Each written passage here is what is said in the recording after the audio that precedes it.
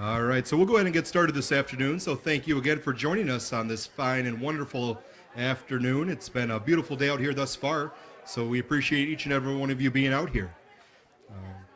Our first speaker this afternoon on our keynote addresses is Dr. Mary Center. She's the director of Central Michigan University Center for Applied Research and Rural Studies.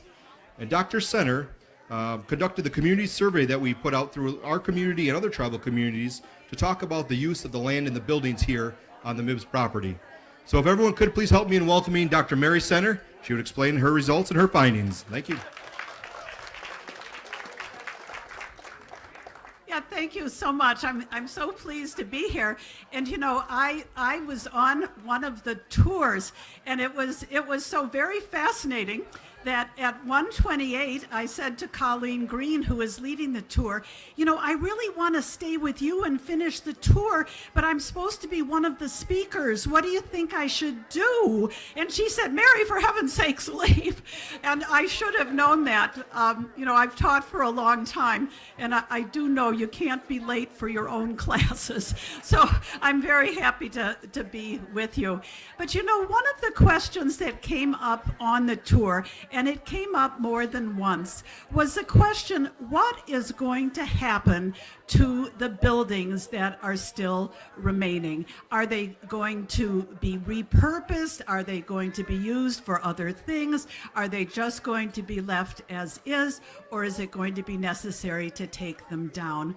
And of course, the Tribal Council and the MIBS committee has been asking those same questions. And this will be a very difficult decision for Chief Cloutier and the Tribal Council to make. But what I was asked was to work with the MIBS committee, and Dr. William Cross is the MIBS project consultant, to work with the MIBS committee and Dr. Cross to create a survey to learn what the community thinks should be done with the buildings, if they can be maintained, or what should be done with the land if it's necessary for the buildings to be taken down. So for my remarks this afternoon, I'm going to begin with thanks, miigwech, and I'm going to end with thanks. And the reason I want to begin with thanks is this survey project really brought together people and offices throughout the Saginaw Chippewa tribal community. And part of the reason for that is because we made the survey itself available to people in 3 different formats. You know, people don't really enjoy doing surveys. They're not a lot of fun. So what we tried to do was make it very easy for people to respond. So one format was a print survey, and a large number of people completed it that way. But we depended on Matt Wright, who works for the Tribal Observer, and he took my not particularly beautiful Word file and he created a lovely page. It was beautifully designed, that appeared in the Tribal Observer, the survey, and then we printed it out on large pieces of paper, and it was available throughout the community.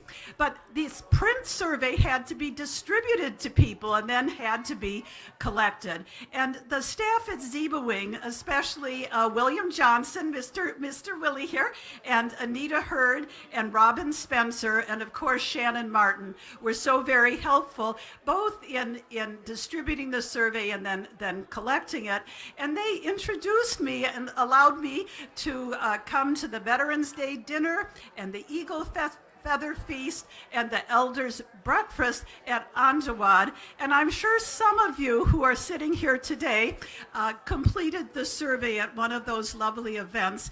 And let me just apologize to you if you were one of those people, because here you were trying to eat breakfast or trying to eat dinner, and I appeared with this survey and some pencils, and I said, I know you're trying to eat dinner, but would you mind filling out this survey too? So people were very kind and put up with me in that way. Dan Gahagan, who works for the IT department for the tribe, put the survey online, and some Saginaw Chippewa Indian tribal members preferred to take the survey that way, but they needed their tribal logon certification. And then my own staff at CMU, we made the survey available on the web as well. So we had different approaches, but it really depended on the collaboration of all of these people. And then the other person, I haven't seen him today, so I don't know if he's here, but Joe Samick was really the one who helped glue all the pieces together. If you look at his business card, it says photojournalist, tribal observer, but he spent a lot of time taking me by the hand and introducing me to people and making sure I was in the right place at the right time. So I certainly want to thank him as well. So at any rate, we had these three different formats for the survey. There were 140 members of the Saginaw Chippewa Indian tribe who responded. There were 18 descendants of the tribe, 52 members of other tribes, and there were 120 other community members. But I do want to mention the other tribes who were represented, because you've heard from a number of people this morning that the boarding school was not just in Mount Pleasant, and it wasn't just Saginaw Chippewa tribal members who were forced to be students there, but we had people from Bay Mills, from the Cherokee tribe, the First Nation Ottawa of Canada, the Gun Lake Potawatomi, the Hannahville Indian community, the Little River Band of Ottawa Indians, the Nottasepi Huron Band of the Potawatomi, the Pokagon Band of the Potawatomi, the Sault Ste. Marie Chippewa, the Walpole Island folks. And these are all folks that were visiting Mount Pleasant and were kind enough to complete the survey. Now, one issue that of course is very important, especially on today, the day for honoring, healing, and remembering, is to think about the number of children, the number of families that were affected by the boarding school. And I have a notion that many of you won't be surprised. It kind of took my breath away. But in terms of the folks who responded to the survey, fully 2/3, 66% of Saginaw Chippewa tribal members had a family member who attended the boarding school. And when we look at the Saginaw Chippewa descendants, it was almost 90% of those folks who responded to the survey who said that one of their family members was a student here.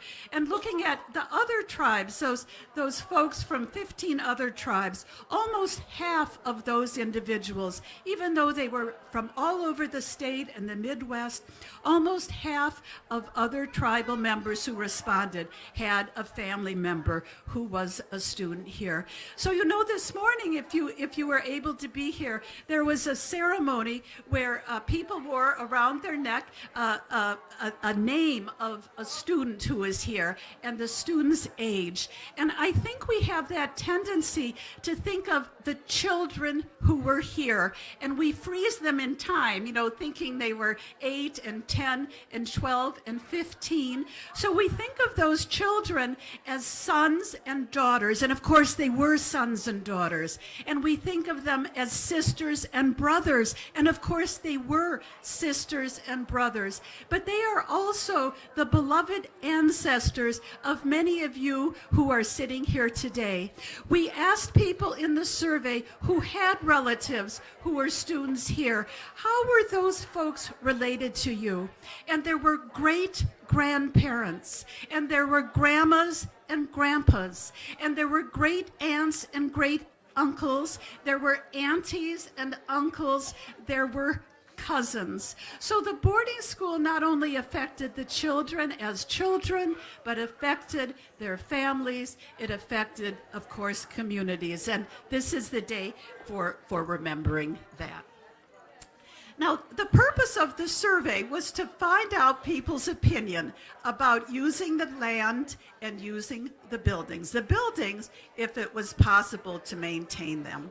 And we asked people 6 questions about the use of the buildings, if the buildings could, in point of fact, be maintained.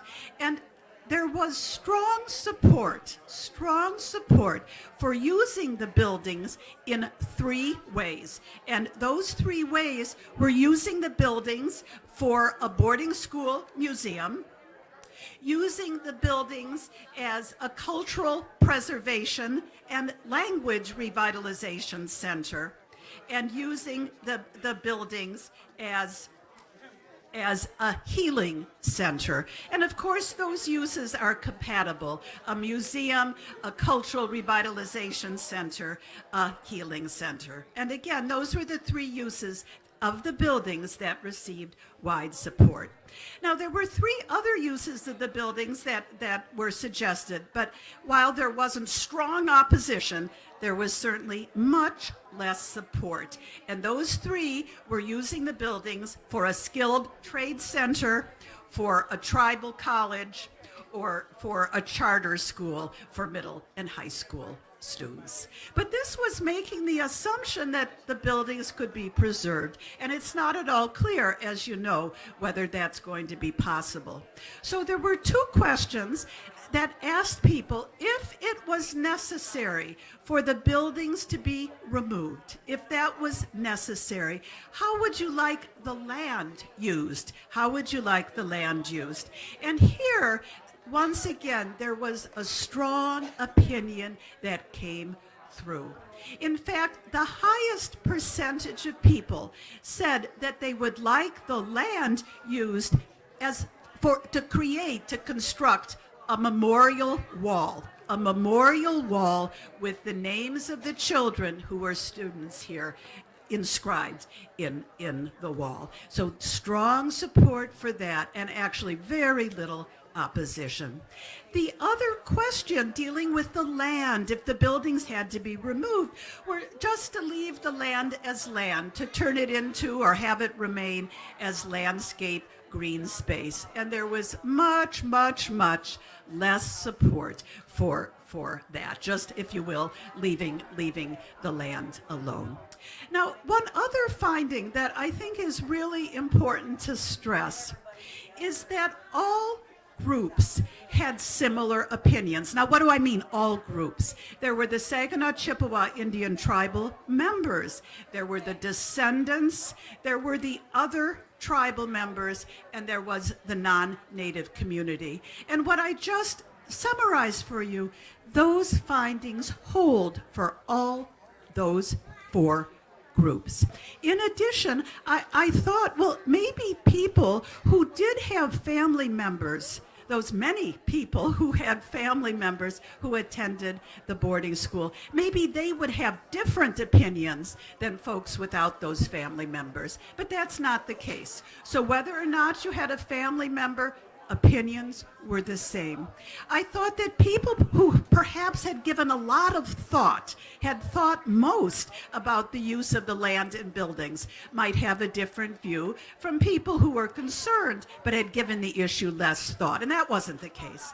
And I thought maybe elders in the community would have different views than younger people, and that wasn't the case either.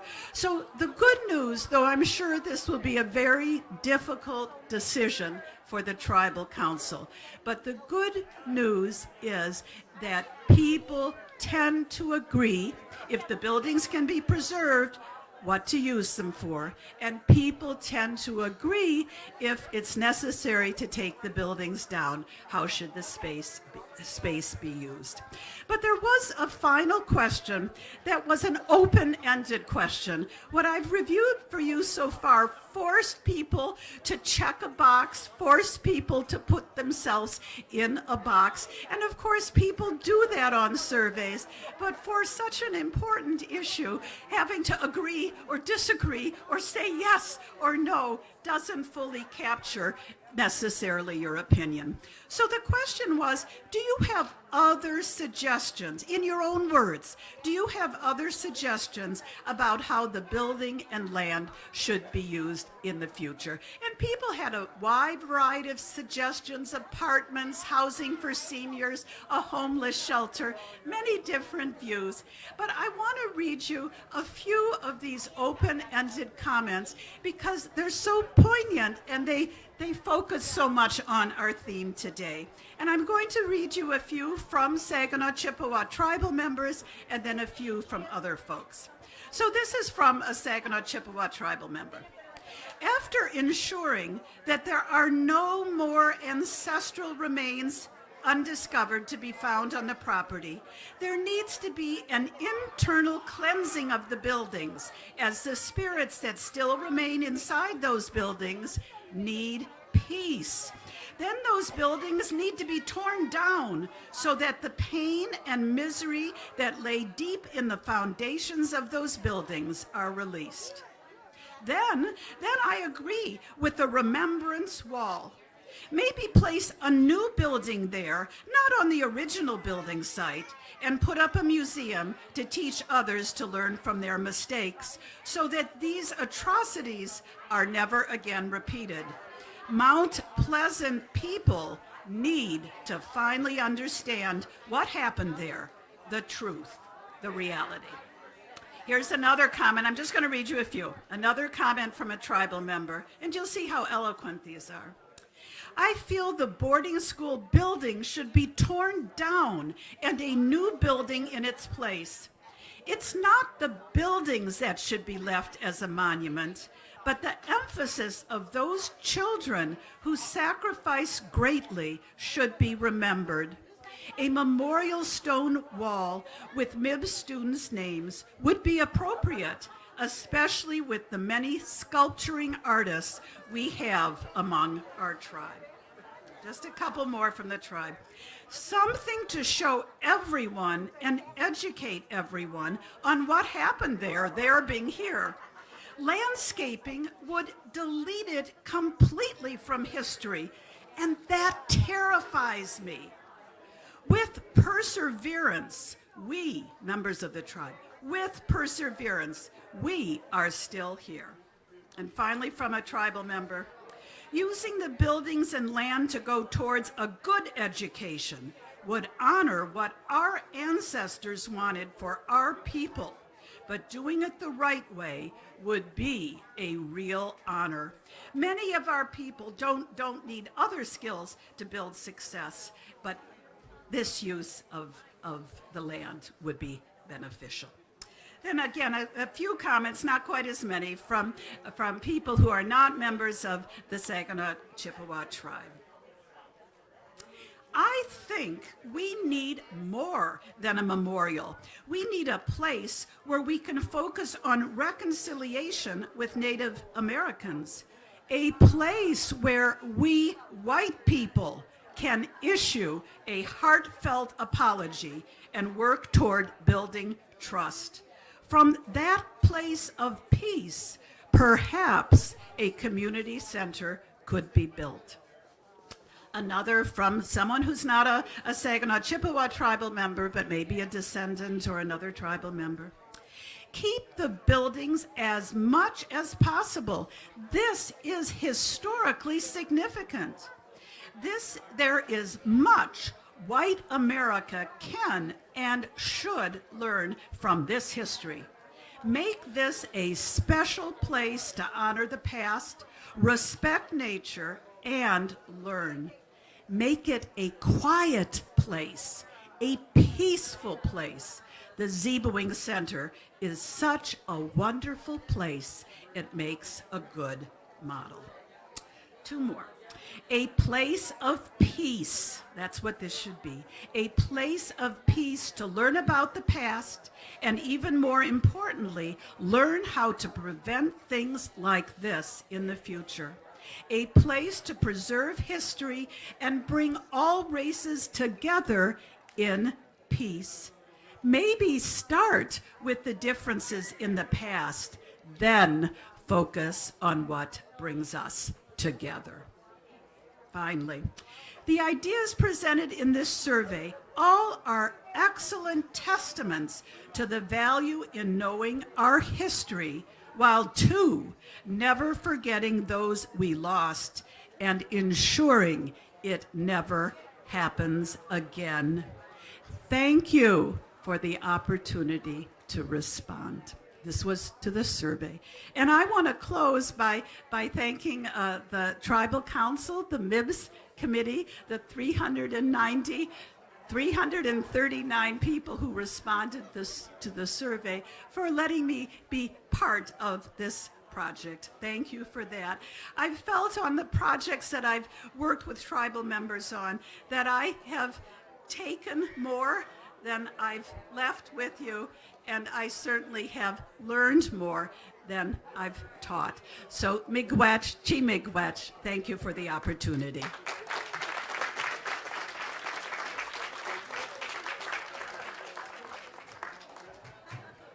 Well, thank you, Dr. Center, for those words and for the commitment you've made to the tribe. If I could have everyone's attention, just as a reminder, if we're in the tent, if we could tone down the voices here, they're echoing and carrying quite a ways. So to make sure that we're respectful to our speakers up here this afternoon, I would just ask that if you're going to speak, we go outside of the tent. Thank you, guys.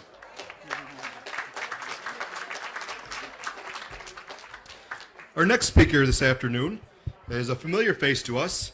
He is our curator at the Zebewing Center, and Mr. William Johnson is going to come up and speak about the nomination for the National Register of Historic Places.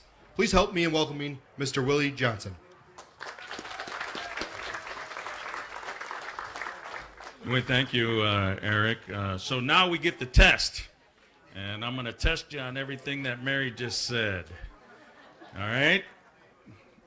So for those of us that were talking amazingly loud, you know what I'm saying? First of all kidding aside, let's give another hand to Mary because she worked very hard on this survey to our tribal community for the use of the land and the buildings. And, there were times when we would have to tell Mary, Mary, please sit down and eat, because she was working so hard on our behalf. And we're most thankful for all the work that she's done. But we have some housekeeping to do. And if you bear with me, we're going to do that. Today we had opportunity, Zach Jackson and Abby Noddy went through all the students that perished while they were attending the boarding school. And we heard approximately 235 names this morning. Many of the tribes that they represent went unknown. So we're going to see if we can get through some tribes today. And if you were a member of those tribes, give us your best shout out, okay? And we're going to see how many tribes are represented within our Honoring, Healing, and Remembering event today. So if you hear your tribe, shout it out, eh? All right. Absentee Shawnee Tribe of Indians of Oklahoma. Bad River Band of the Lake Superior Tribe of Chippewa Indians of the Bad River Reservation in Wisconsin. Well, there we go. See there? That's Ray. That's got to be Ray. Bay Mills Indian Community. The Boise Fort Band, the Net Lake of the Minnesota Chippewa Tribe of Minnesota. The Chippewa Cree Indians of the Rocky Boys Reservation in Montana. That's our old friend, Alvin Windy Boy. That's where he's from. He's an old friend, and he's an amazing gentleman. And we can't forget their tribal elder, Duncan Standing Rock Sr. How about the Citizen Potawatomi Nation of Oklahoma? The Delaware Nation of Oklahoma. Any Delawares in the house? How about the Delaware Tribe of Indians, the Delaware Tribe of Eastern Oklahoma? and the Delaware tribe of Indians in Oklahoma. There's 3 Delaware tribes, and many of them could have attended our school. Eastern Shawnee tribe of Oklahoma. The Fond du Lac band of the Minnesota Chippewa tribe in Minnesota. We're going to go through all these, so be patient with me. Forest County Potawatomi community, and they're in Wisconsin. The Grand Portage band of the Minnesota Chippewa tribe in Minnesota. The Grand Traverse band of Ottawa and Chippewa Indians. Louder than that, please. There we go. I said we're loud and we're proud today, right? Remember. Hannahville Indian community. Keweenaw Bay Indian community. All right, there you go. Oh. The Le Creuderay band of the Lake Superior Chippewa Indians. Hey, Mr. George Martin in the house. The Lac du Flambeau band of the Lake Superior Chippewa Indians of the Lac du Flambeau Reservation of Wisconsin. Anybody? Got some in the back. Okay. Lac Vieux des Airs band of Lake Superior Chippewa Indians. All right. Leech Lake band of the Minnesota Chippewa tribe. Little River band of Ottawa Indians. Oh, sneaking up on us. Little Traverse Bay band of Odawa Indians. Machi Beneshuish band of Potawatomi, the Gun Lake tribe. 1.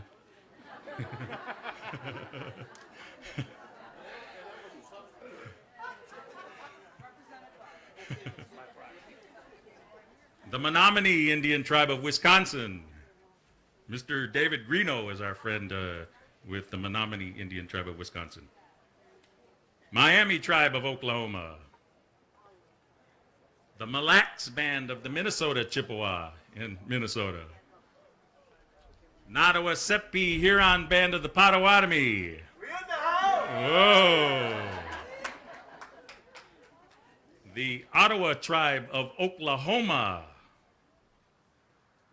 Peoria tribe of Indians of Oklahoma. Pokagon band of Potawatomi Indians.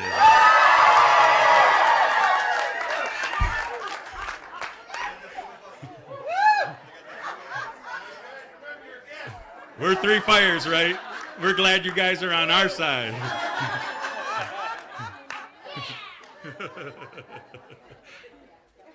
The Prairie Band of the Potawatomi Nation.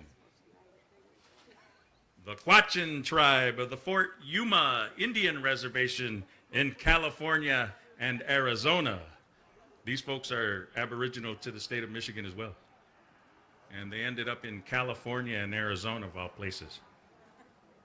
The Red Cliff Band of the Lake Superior Chippewa Indians of Wisconsin.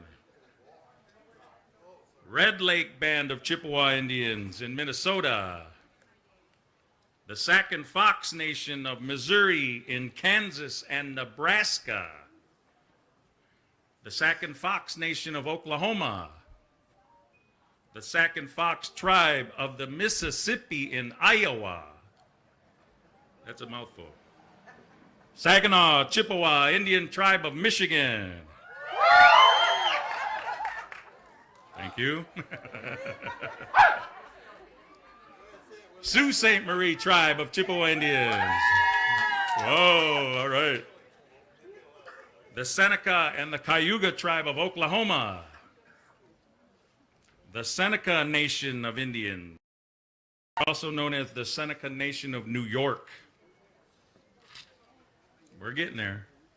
My grandson belongs there. Okay. We've got the grandson representing the Seneca Nation of Indians today. Shawnee Tribe, Oklahoma. The Sokogan Chippewa community in Wisconsin. All right. St. Croix Chippewa Indians of Wisconsin. the Tonawanda Band of Seneca, Turtle Mountain Band of Chippewa Indians of North Dakota, the White Earth Band of the Minnesota Chippewa Tribe, and the Wyandot Nation. Those are 50 tribes that are aboriginal to the state of Michigan, and most likely many of them had students here at the school. So thank you for everybody for allowing me to read all our wonderful Michigan tribes. We thank the Pokagons. They were loud and proud. Life's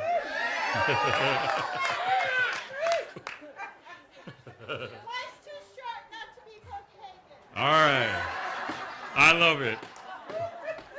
I'm Pokagon today, by the way. We're gonna go back in time because we have a lot to be proud of here, and I'm gonna read from my little piece of paper. So bear with me. On Tuesday, May the 3rd of 2016, our state of Michigan Governor Rick Snyder and Michigan State Historic Preservation Officer Brian D. Conway recognized the Saginaw Chippewa Indian Tribe of Michigan, Central Michigan University, and the city of Mount Pleasant with a 2016 Governor's Award for Historic Preservation. All right, we won the Governor's Award for Historic Preservation at this very site, okay? And, hold on. This award was given for documenting the history of the Mount Pleasant Indian Industrial Boarding School through an ongoing program of archaeological research and outreach initiatives that promotes healing and understanding of the lives of our boarding school students. And that's what we won the award for. So everybody, come on.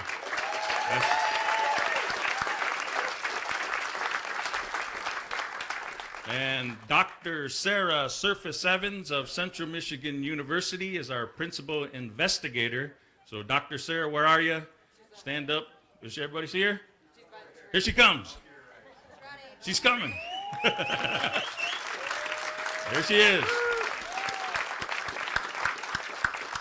And Dr. Sarah not only continues to assist the Saginaw Chippewa Indian Tribe of Michigan and all our wonderful tribal nations, but also the city of Mount Pleasant on their property as well, so that they can document the history there. And we're most thankful to her and all her wonderful students that have helped us over the years. And so we'll continue on the same day, the state of Michigan's legislature, the state government and community honored Central Michigan University, the city of Mount Pleasant, and the Saginaw Chippewa with a special tribute for the work accomplished by all those involved in the preservation of the Mount Pleasant Indian Industrial Boarding School. And Kevin Cotter, he was the Speaker of the House and the 99th District, and Judy K. Emmons is our state senator from the 33rd District, presented that award to us as well. So there we go.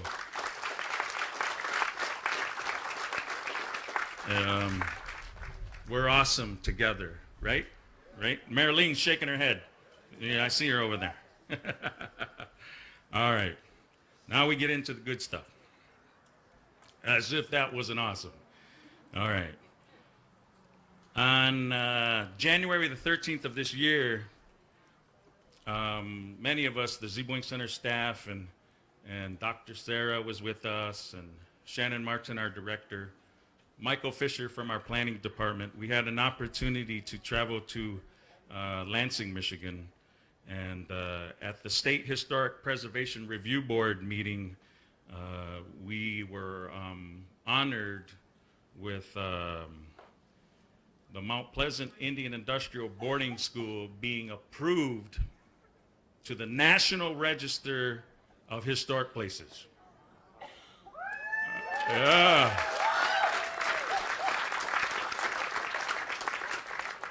Which is an amazing thing. By a vote of 7-0, the State Historic Preservation Review Board approved our nomination of the Mount Pleasant Indian Industrial Boarding School to the National Register of Historic Places.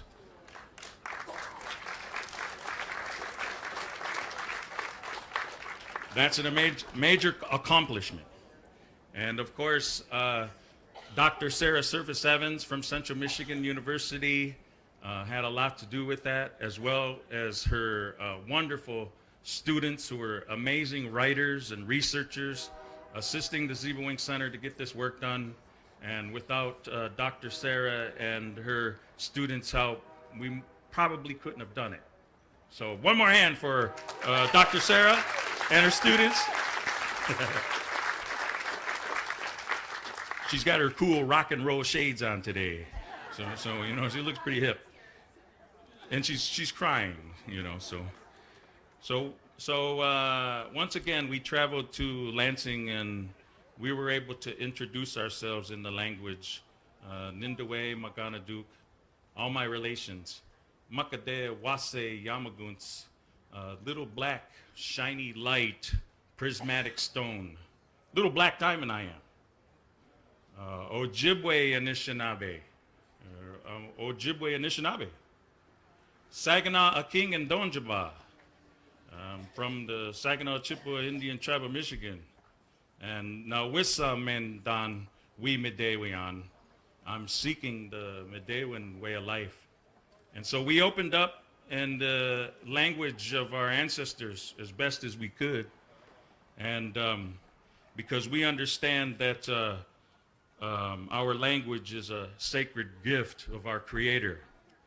And we were speaking the language to honor the students that unfortunately lost the language to them. And we seen many tears in the audience that day.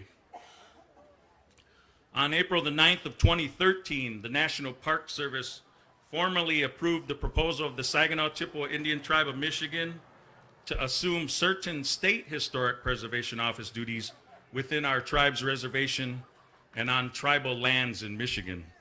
There's two people that need to be recognized. Charmaine Shawana, where's Charmaine? There she is. Everybody over there?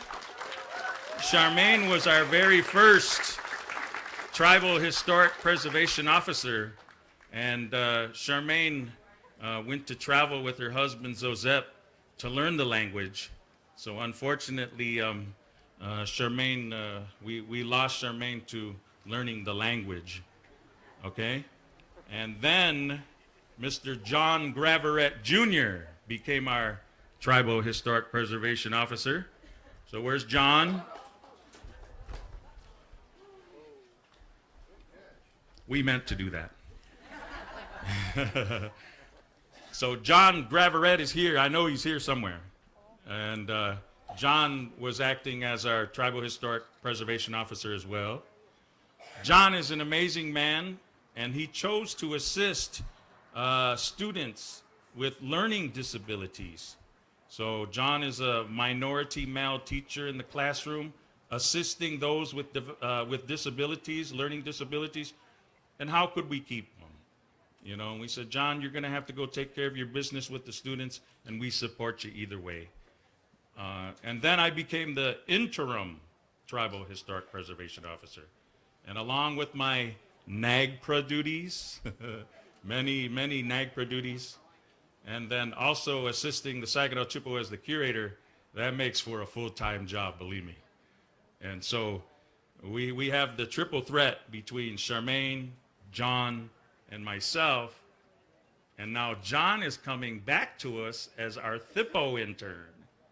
So hopefully, you know, if we cross our fingers, we'll get John to come back to us full-time as our Tribal Historic Preservation Officer. So we couldn't do this work without these wonderful people. So that's why we have to thank Charmaine and John. Historic preservation is really honestly not everybody's cup of tea, but it is an amazingly important thing. All right. So as we know, the Mount Pleasant Indian Industrial Boarding School is within the exterior boundaries of the Saginaw Chippewas Reservation, and that's why we take care of it.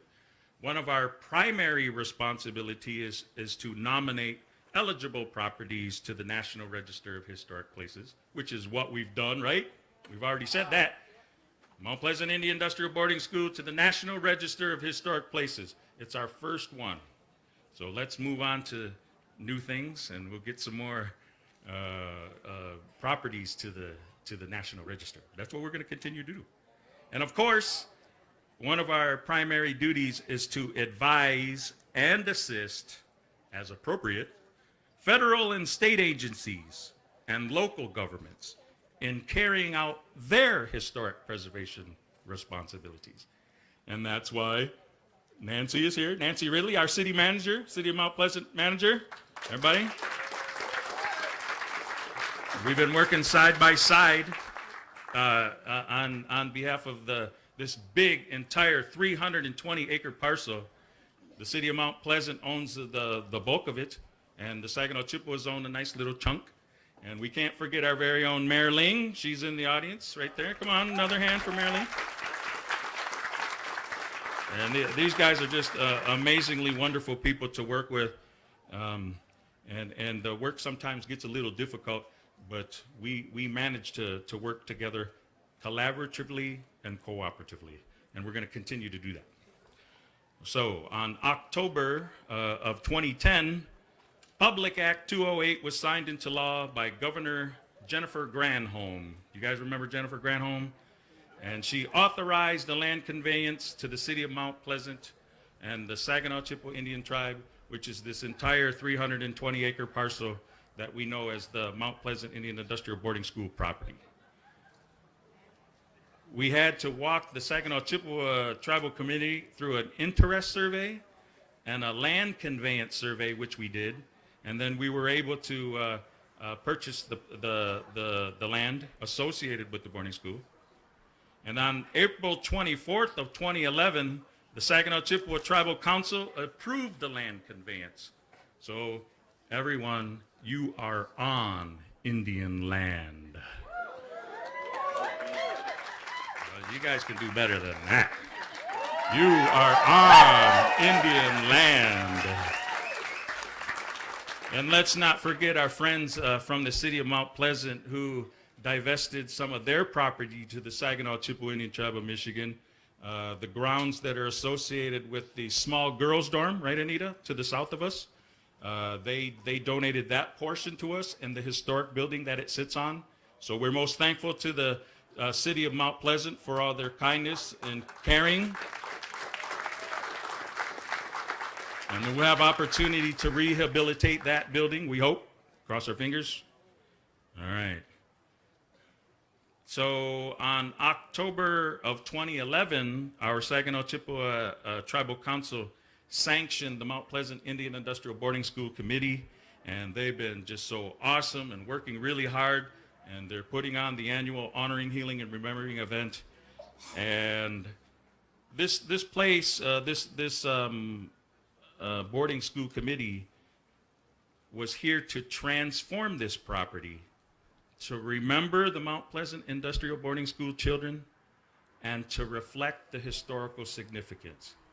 So I think we're doing that pretty good. We're here honoring, remembering, and we're healing from the devastating effects of intergenerational trauma that has come our way due to the fact that we have to remember these students because they perished while they were attending the school. So, as a part of the National Register of Historic Places application, we identified the Mount Pleasant Indian Industrial Boarding School. It was significant under criterion A because it represents the U.S. federal government's policy of cultural assimilation and genocide of Native American people. Now, can we get our mind around that one? It's the only federal boarding school in the state of Michigan, and it was the principal boarding school for many tribes. And how many did we go through this morning? And we didn't even count our Canadian brethren, 50 tribes, and we didn't even count those north of our United States border. 225 Mount Pleasant Indian Industrial Boarding Schools children perished. And we had the opportunity to honor them this morning. Zach and Abby helped us with the remembrance roll call. And at this time, I would like to honor my family member, Wilson Johnson. He was only 17 years old when he perished at the school. And yeah, I think about him a lot. And then also, I have another family member, Angeline Johnson, who died at the school as well. So we're doing some good work today, and you guys are helping me heal, right? And what better way to do that but with my Anishinaabe family. So thank you very much. All right. You guys remember President John F. Kennedy? Remember him? He happens to be my favorite president of all time, and I'm going to tell you why. Because he wrote this, what I'm about to tell you. And he said, "It seems a basic requirement to study the history of our Indian people. America has much to learn about the heritage of our American Indians, and only through this study can we as a nation do what must be done if our treatment of the American Indian is not to be marked down for all time as a national disgrace." And that was John F. Kennedy. He said that in 1963.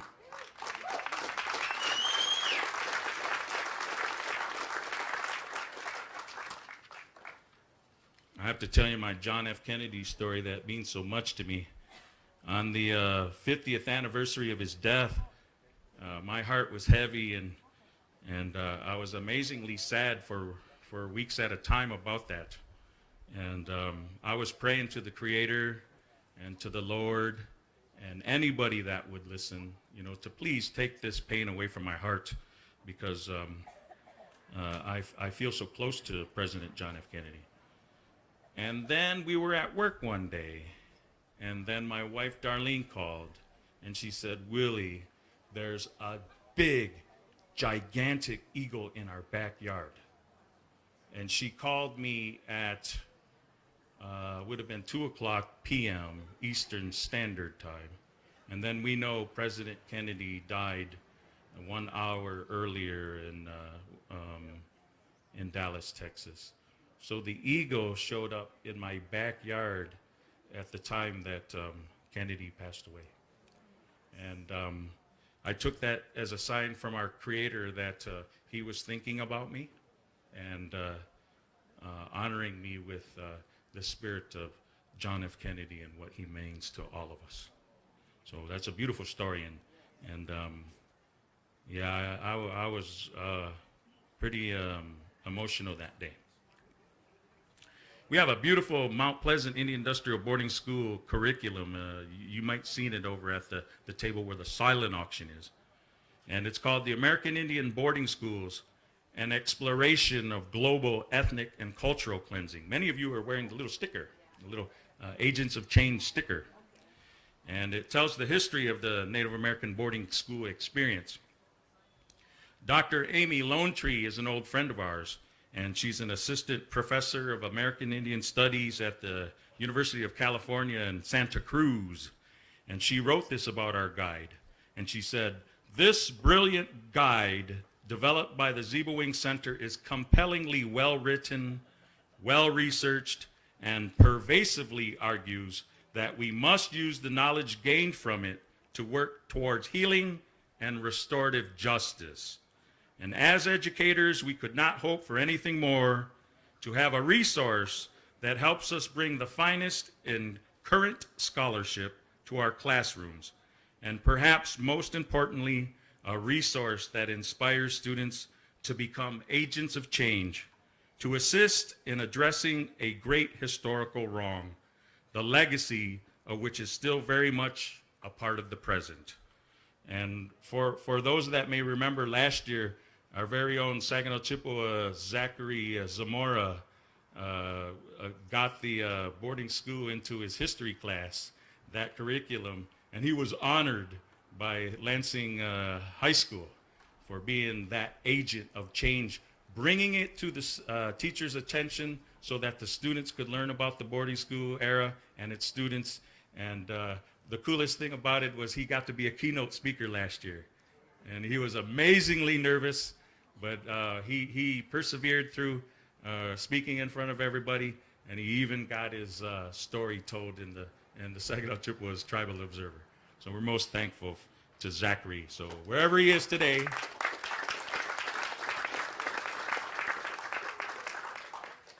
all right. Yes. Oh, Zachary's over there. There he is. Zachary, stand up. There he is, everybody. You see there? And Zachary, you know, he's a man that emulates the 7 grandfather teachings of bravery, because he was very brave that day, and he was just an amazing young man and stuff. He's the future of us, eh? And he's bringing this story into his classroom. So, have you graduated yet, Zachary? Yeah, I graduated last year. Last year. Hey, all right. All right. So Dr. Sarah Service Evans was able to assist us with the application for the National Register of Historic Places, because the school follows under Criterion D, which is that this property has yielded or is likely to yield information important in prehistory or history.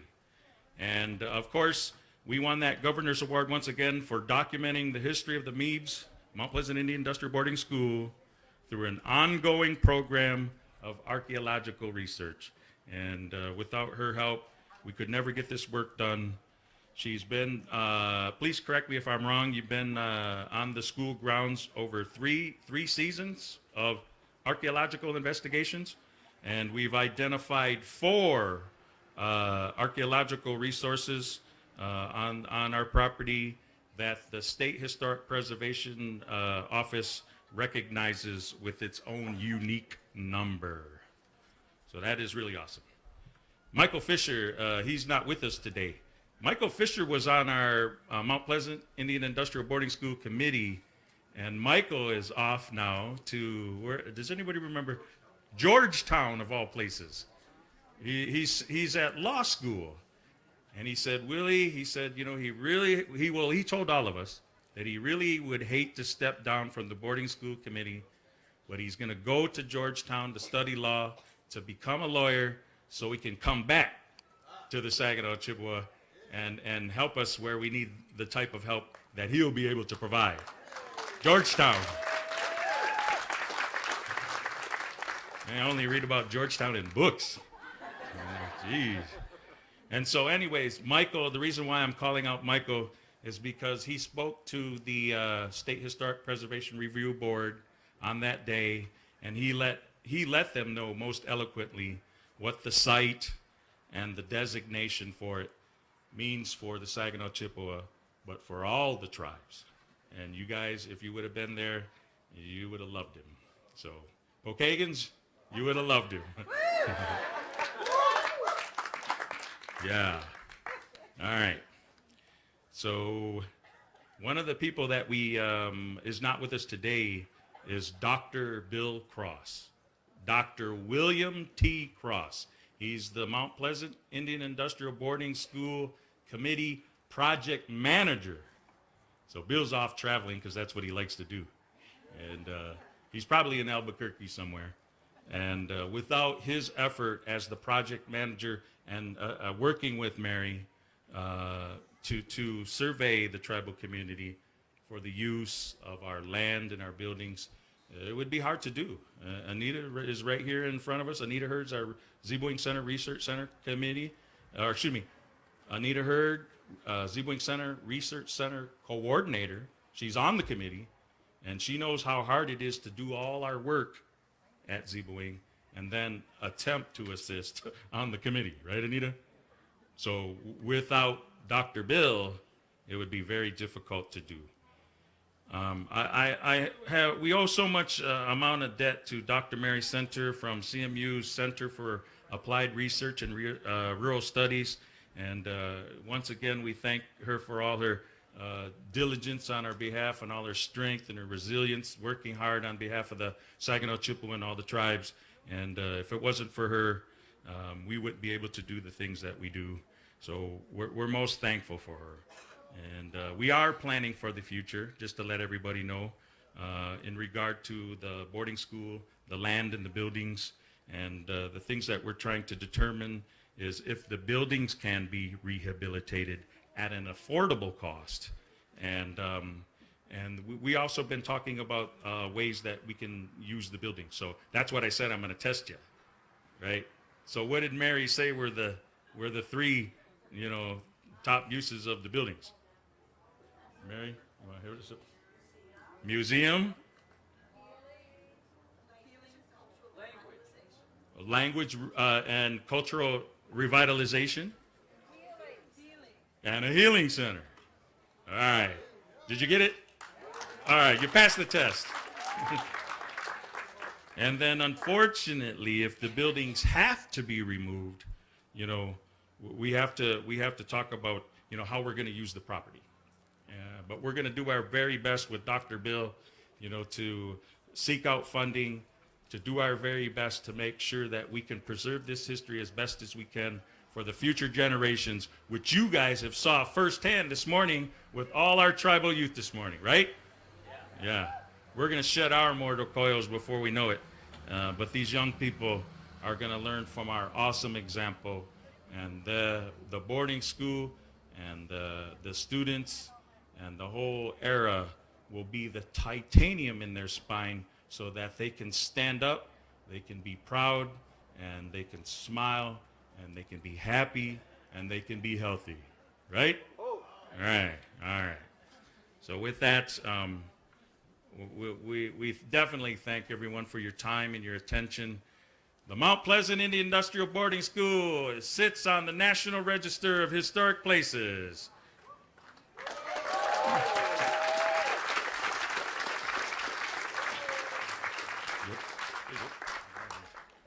And Achimigwetch, I know that he's a pretty humble man, but I'd like to take an opportunity to acknowledge him as our intern THIPO officer and all the work that he has done.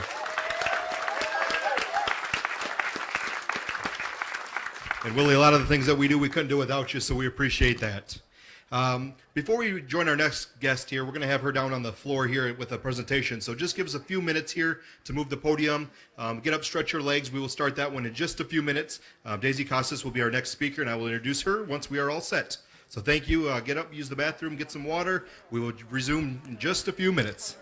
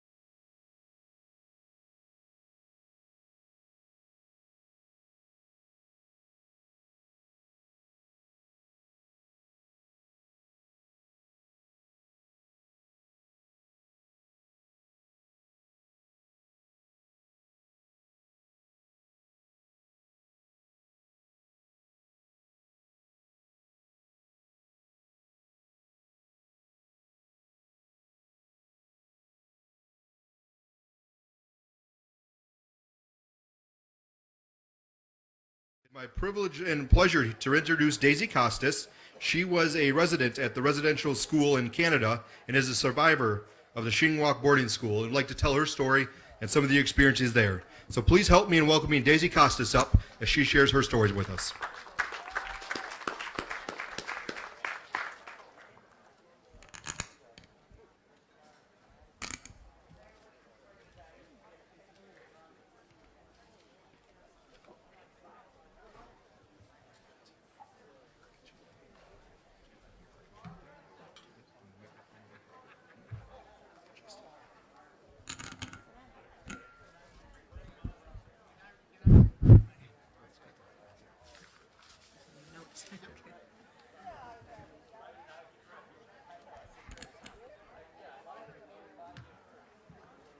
Okay, is everybody ready to listen to the real story coming directly from a former survivor of a boarding school?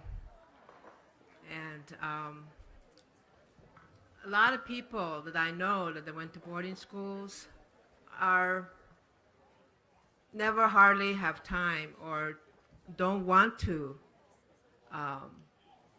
educate or even, talk about, the boarding school. And it seems like, it's been a hard road for many of us, that went to boarding school.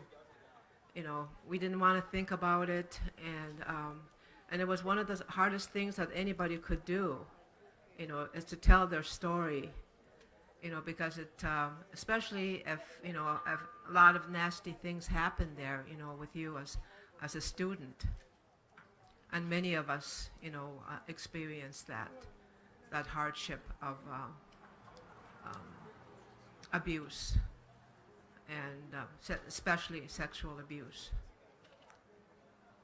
And I'm going to introduce myself in the language because I feel that the language is very, very important, because those were one of the things that, that was taken from us, as students. And one of the things that my grandmother told me is to never forget the language.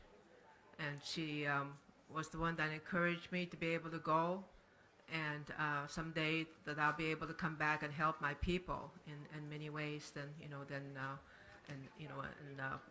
the field of whether it's going to be in the law field or whether it's going to be in the teacher field, or just being a mother of many children, in communities. Wabagani Kwedes and Kaz, Waswanapi Dunjaba, Makwad do them. Cree First Nation and Dow,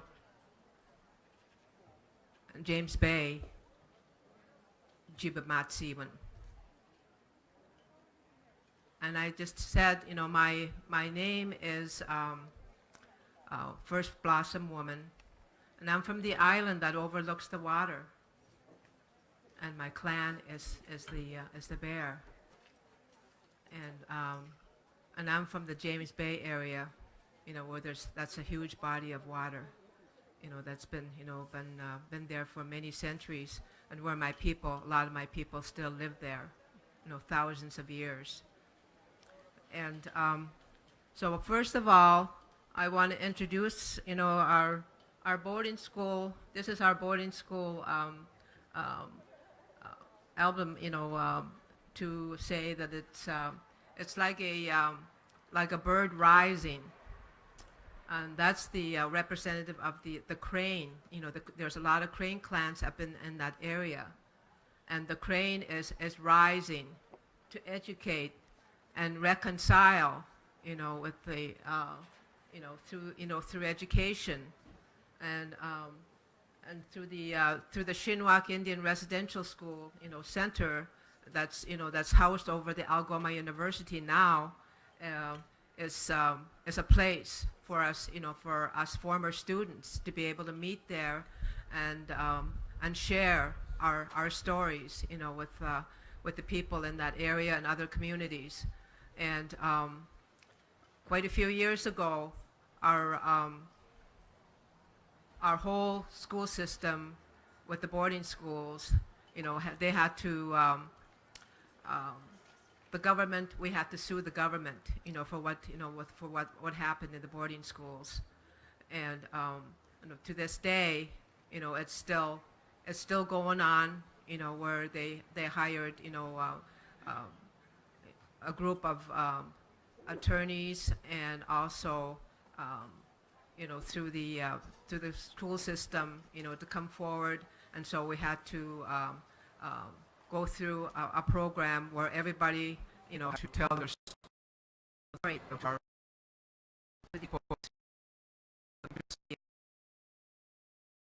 they listen to our stories, and they're all recorded. Some of them are there in Murray, Ontario, and also out there in Manitoba. That's kind of the headquarters where the museum is going to be of all our stories. That recorded. At the boarding schools. And there's over 200 boarding schools all across Canada that that we attended. And the one that I attended was, the Chippewa Indian Residential School in Sault Ste. Marie, Ontario. The title used in this gathering of Algoma University is what we're talking about today, and the healing and reconciling through education, and then recognizing also the rising crane. That's the one of the main, kind of the main clans, that went to this boarding school, and a lot of us from northern Quebec, and also, out west, we came from all over, in fact, all across Canada to attend a lot of these boarding schools, and a lot of us went up to the James Bay area, because it was called Moose Factory, and quite a few of us, went there, to start, the boarding school there, and then eventually, that school got pretty full, so we were not able to stay there, at that time, so we had to be transferred down, then to the lower part of Ontario, and they put us there at the Chippewa Indian Residential School. And we had to be flown in from the bush, to go to school, and we had to get ready to go, and to leave our parents and our grandparents and our siblings behind, and to leave our community, to go to school. And that was one of the hardest times in my life that I could have ever done. Because I was already set, to be able to be one of the mothers of all, of the Cree kids up in that area, and the grandmother eventually probably, and be able to teach and learn, and also, do what I do now. But still, I had to go away because, because they said eventually, the non-native people are going to be coming here, to take over our land. So we must have some English speaking, or even French speaking, native people, or the Cree Nation or the Ojibwe Nation, up in that area. So therefore, some of us have to go to school, to be able to do that. So we can study law, study, whatever needs to be done, study history, study of our people, and that was the plan, for us. But that didn't happen. The Chippewa Indian Residential School, located in Sault Ste. Marie, was built in 1934. And it opened, in 1935, and it closed, and of course, in 1970. And I was long gone then by that time, and I was already here in the States. And I remember, this is the school. That's the way it looked like when I was going there. In fact, the car right in the front there, that's the principal. The principal, then Mr. Phillips, that's his car right there, and he was one of the abusers at that school. And here's a student, and it looks like me. All of us looked alike because we all wore the tunics with a white blouse, and our and we had our haircuts that were square, square block cut, at that time. And so it reminds me as I was walking up, when I landed, on the bush plane there at one of the towns there in northern Quebec, be brought in by bus, through 800 miles to Sault Ste. Marie from the town that we landed in, and I remember walking up to that school, because the bus, the roads were pretty rough then at that time, and so we had to be let off on the main road there, and then all of us students, started walking up, to that school, and we went inside, and to us it looked like a huge castle, and the smell, it was almost like a mildew smell, when I remember walking in there, that smell of that school. And I was about 7 or 8 years old at that time, and that's about the same age as this student that you see walking up. And I remember at that time that I was quite frightened then at that time too. And it's such a huge building that I was going to be housed in. And there were pictures on the wall of all the different chiefs, that came, to that, or that were part of that school, that I was going to be educated, because I couldn't speak a word of English, and my first language is the Cree language, and so I was scared. I didn't understand. They were talking to us in the English language. And of course, I couldn't understand what they were saying, and that's pretty scary when you don't understand what the people are trying to say to you in the long run. So there were pictures, like I said, along the wall of Shinwak Kunz, the pine, and he was born in 1773 and passed on in 1854. He defended the Anishinaabe people in many ways, through the 1812 to 1814 war to defend our homelands by envisioning treaties and also teaching the wigwam throughout the Anishinaabe lands of all nations all across Canada. This was the first Shinwak Indian wigwam.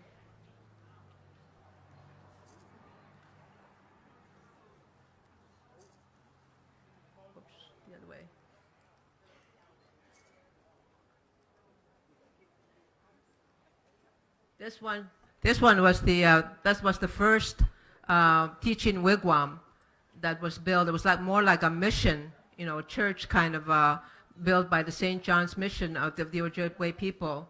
That was chartered by the 1832 Governor Claiborne was the person that built that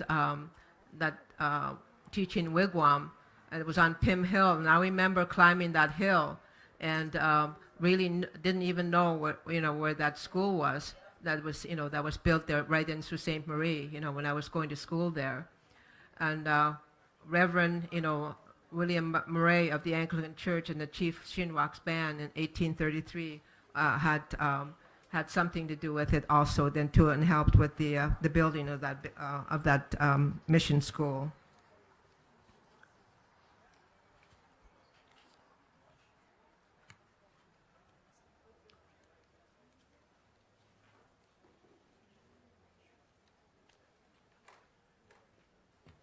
The Robinson-Huron Treaty was one of the first treaties that was written there for us, to use as part of a deal, with the Native people, and all the different nations, and Canada, to it was like the 1851.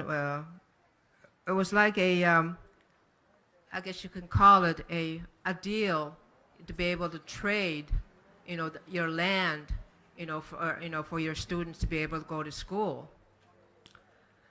And but this trade, I would say, is to my heart would say, it wasn't a good trade, and it shouldn't have been that worked that way. It should have been the other way, where the land should have been given for free, rather than and use it as a treaty, and so it was not really a true trade per se to me as as a former student, because I was used as part of that system, and to take our land, from us, and not be able to use it for our traditional ways of our culture, the way it's supposed to be. Because when we were going to school there at that school, we were not taught our language, and neither was our culture involved in it. It was strictly all non-native culture that we learned, and all the foods that we ate, were not the foods that we thought, were going to be the foods that we, our traditional foods, like our moose meat and our fish, and then also, the other, the beaver especially then too, that was part of our traditional foods at that time.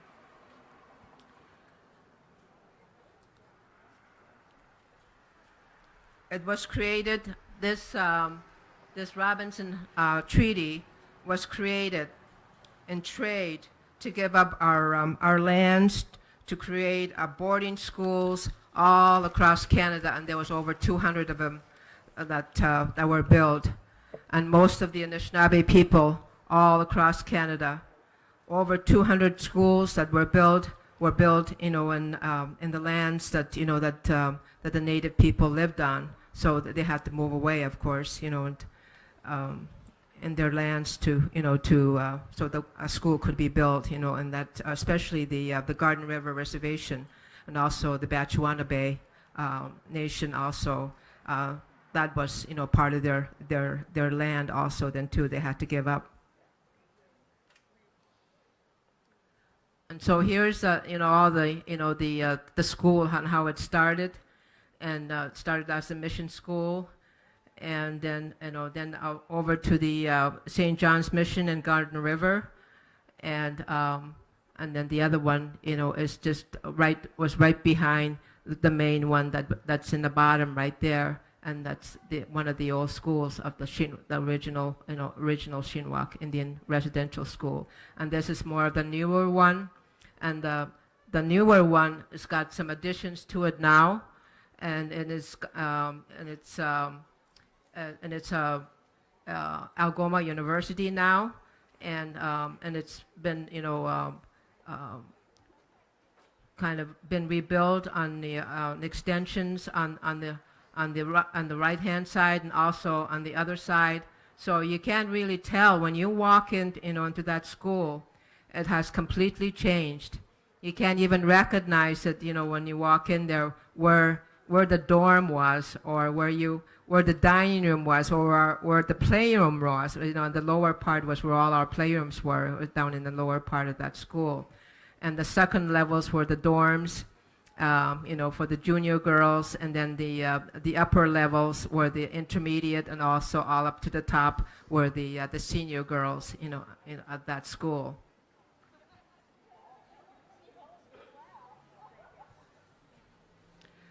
One of the common objectives in creating the residential schools system was to assimilate the Indian and Inuit children all across Canada into northern Canada. In the 1920s, Duncan Campbell Scott, deputy supervisor of General of the Indian Affairs,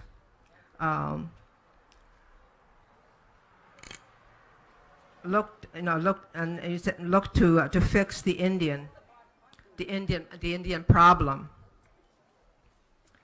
And Mr. Scott at this very clearly stood his mission, and I quote, "I want to get rid of all the problem Our objective is to continue until there is not a single Indian in Canada that has not been absorbed.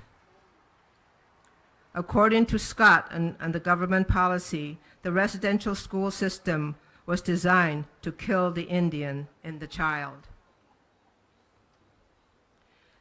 The residential school institutions that locked to entrust and civilizing the native children against they were against their will in many ways, because we didn't know how to learn the culture that we were put in.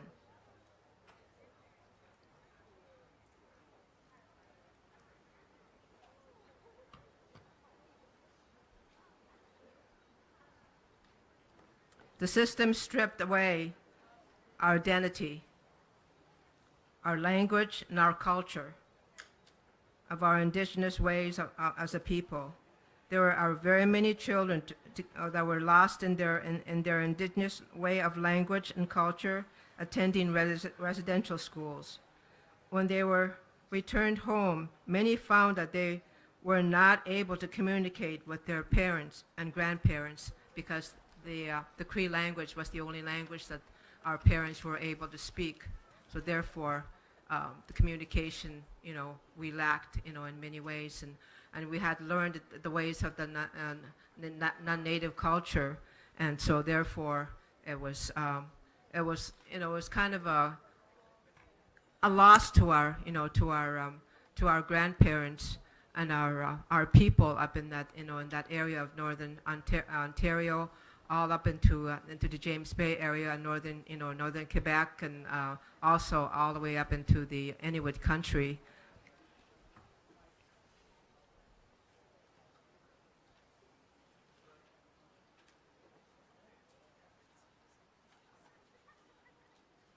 This picture of this is the aerial view of that that school that's there now, and it's an Algoma University now.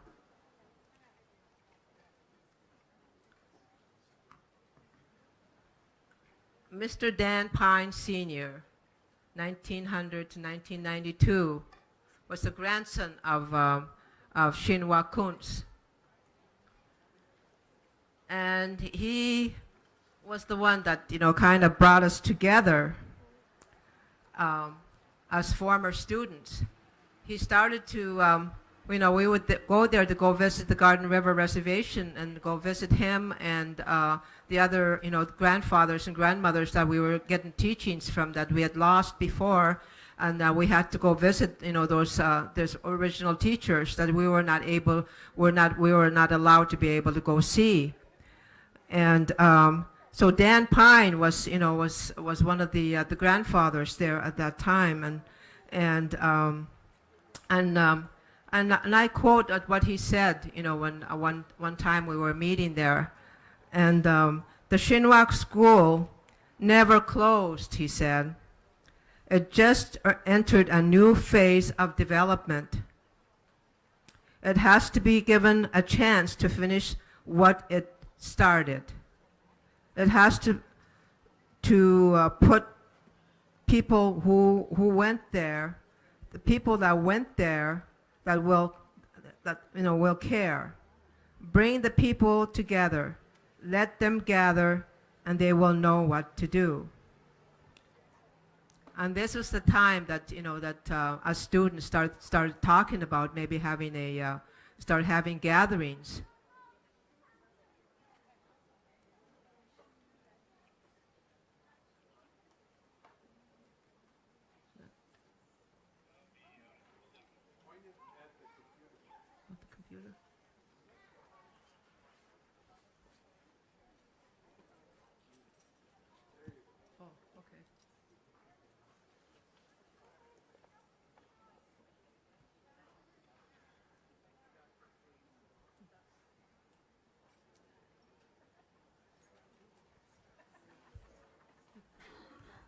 Stop working. Oh, there it is. There. Yeah, there's some of our gatherings.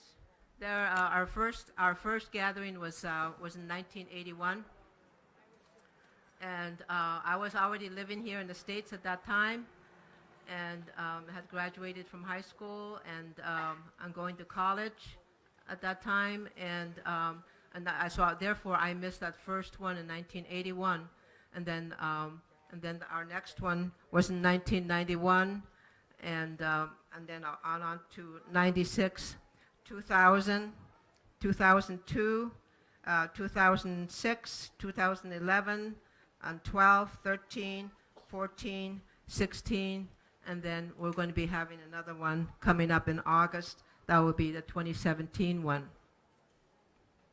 And it's going to be August 4th to the 6th. And you're all invited to be able to come, because we invite all, people that, that have had, experiences with boarding schools or had, parents or grandparents that went to boarding schools. We invite those people and bring their grandchildren, and to be part of our gatherings. So there's, the other gatherings that we've had, and there's all group pictures of all of us, former students.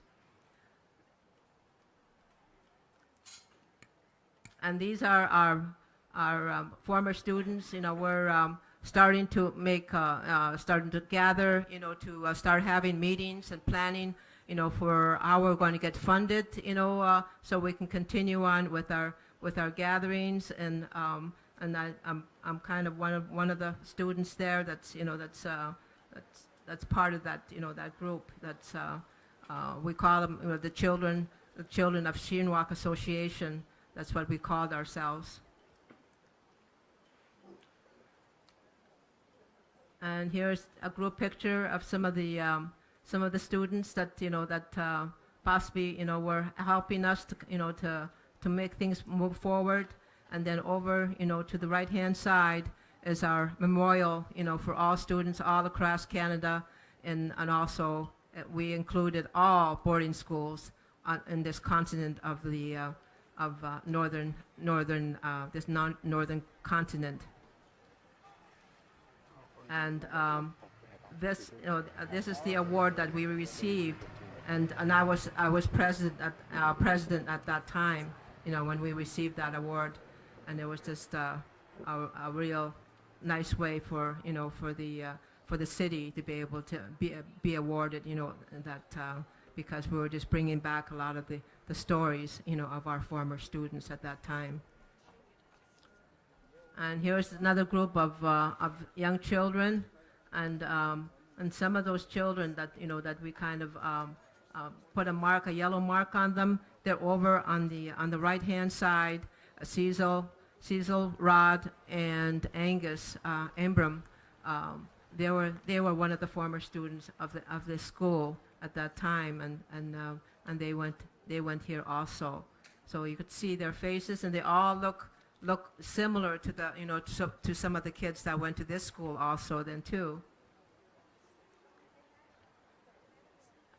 And when we got done with our gatherings, we always did our goodbyes by making a big circle to make us stronger, to continue on with our educating, our what happened at the boarding schools.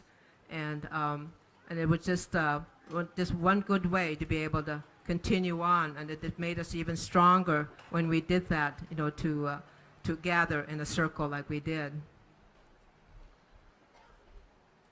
And this is a spiritual picture of one of the former students that went to that school, and on the front part of this picture represents the former students. And then the former student turned into like a grandmother or a grandfather, and but the spirits right behind the grandmother and grandfather are still there with us, and these are the ones that have passed on, and they're guiding us and giving us the word to be able to continue on with our gatherings. And so this is what this means. It means to our school. The Saginaw Indian Residential School.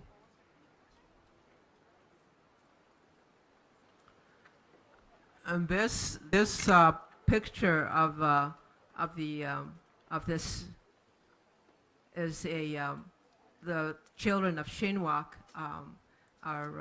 is kind of our logo, for all our gatherings.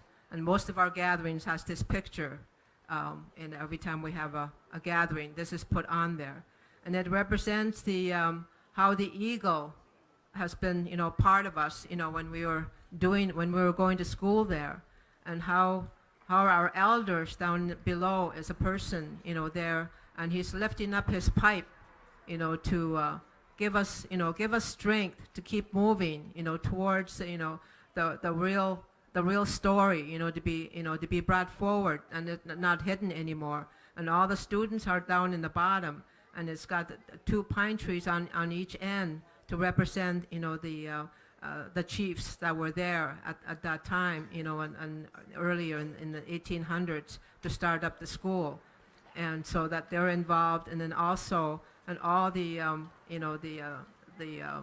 the medicine wheel is down, down by the arm of that person, that, that grandfather that's lifting up his pipe, and then the sun, of course, is giving us a lot of good energy, to continue on.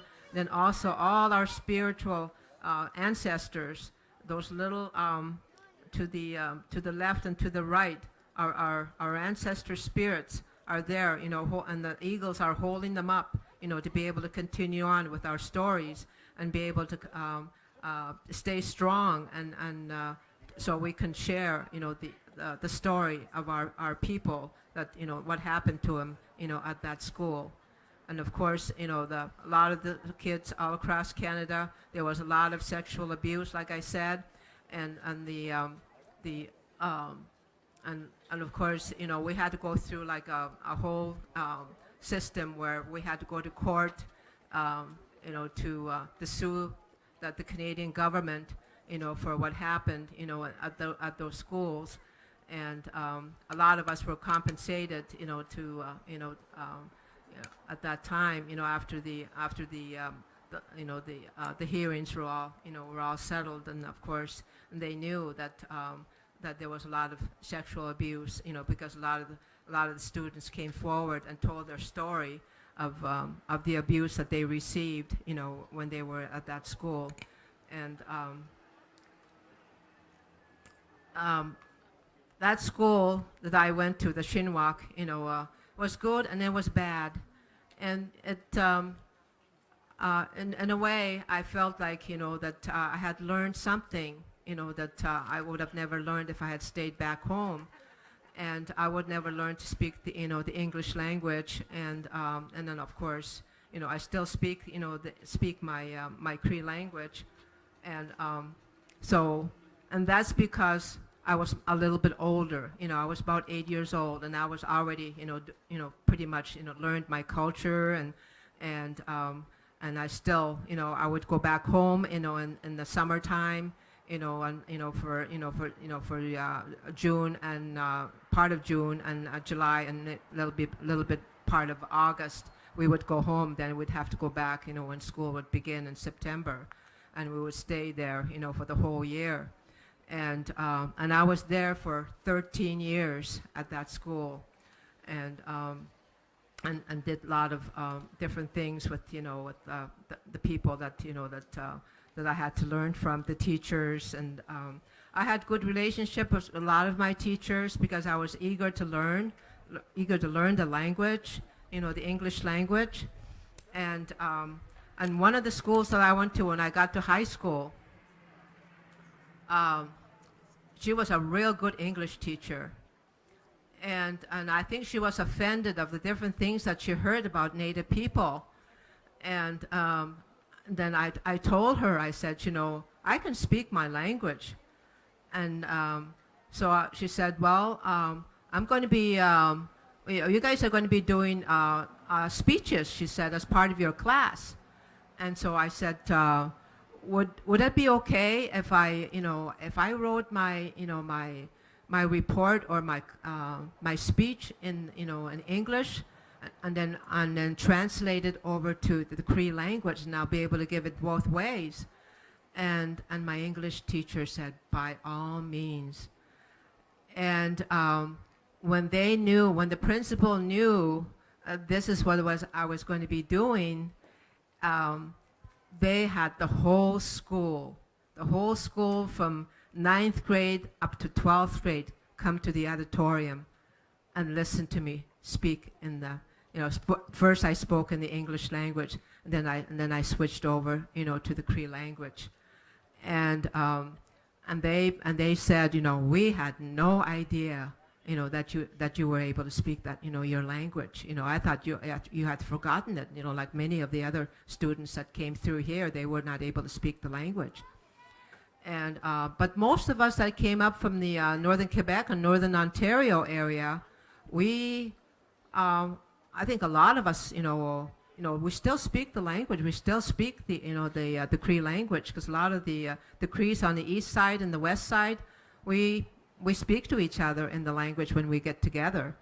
And so it just goes to show that that if you stay strong and pray to the Creator and be part of your grandparents and think about them and translate everything into your language when it was being brought to you.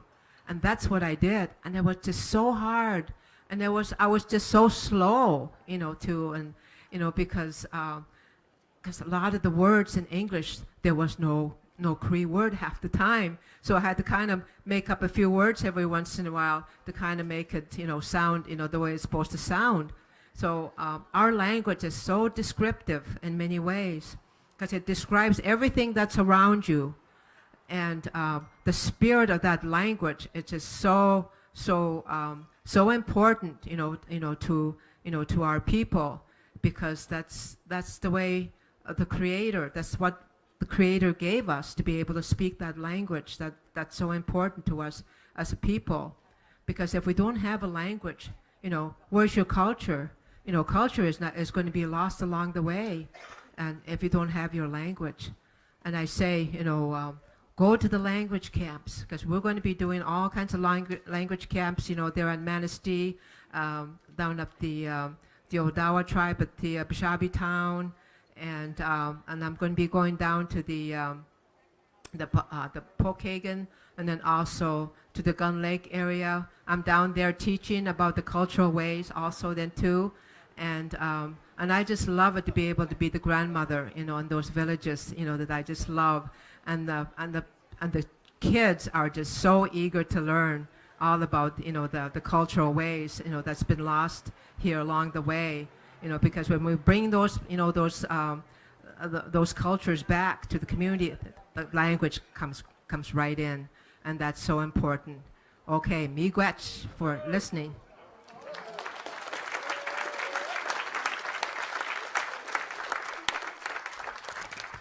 Miigwech, Daisy, and one more round of applause for Daisy, as that took a lot of courage. And for her to talk about that story, we do really appreciate that. Well, again, one more round of applause for all of our speakers today. We appreciate each and every one of them, too.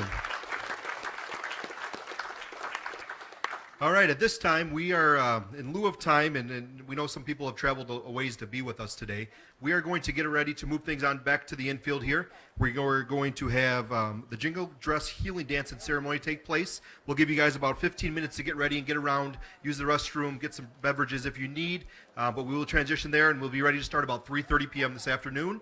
Also, keep in mind the silent auction is only open till 3:30. So we have about, 15 minutes or so? 17 minutes.